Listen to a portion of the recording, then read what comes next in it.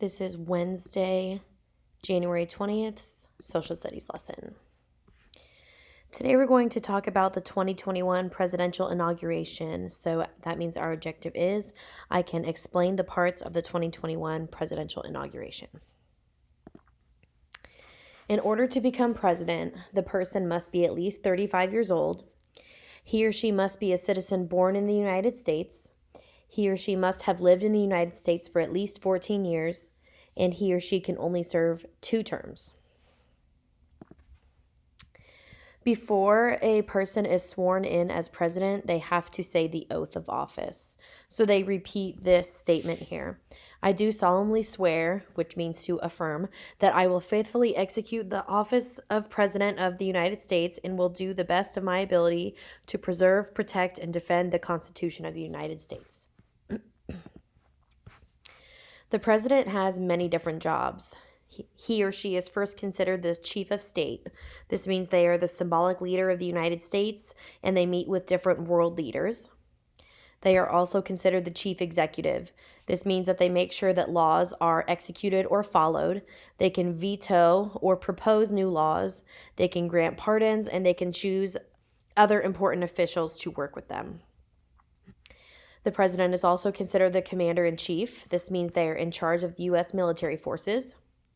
They are also the chief legislator. This means they sign or veto legislation. They introduce legislation and they work with Congress on a budget. And finally, they are considered to be the chief diplomat, which means that they negotiate with leaders in other countries. The inauguration of our president is a ceremony to induct the new president's 4-year term.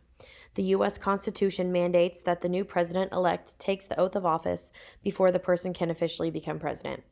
The inauguration of our first president, George Washington, was held on April 30th, 1789 at Federal Hall in New York City. Since 1937, Inauguration Day has taken place on January 20th after the presidential election. At noon, the Chief Justice gives the oath of office. The inaugurations are held at the West Lawn of the Capitol building. The Vice President takes the oath of office first before the President. Inauguration Day is filled with speeches, a parade, and balls in the evening. So our president inauguration actually happens today. This is the parade route that they typically take, but this year it will be a virtual parade because of COVID-19. The Vice President-elect of 2021 is Kamala Harris. She served in the U.S. Senate representing California. She is the first Indian American and African American woman to be elected as the Vice President of the United States. In the Senate, Kamala advocated for health care reform, served as the Senate's Judicial, Budget, Homeland Security, and Intelligence committees.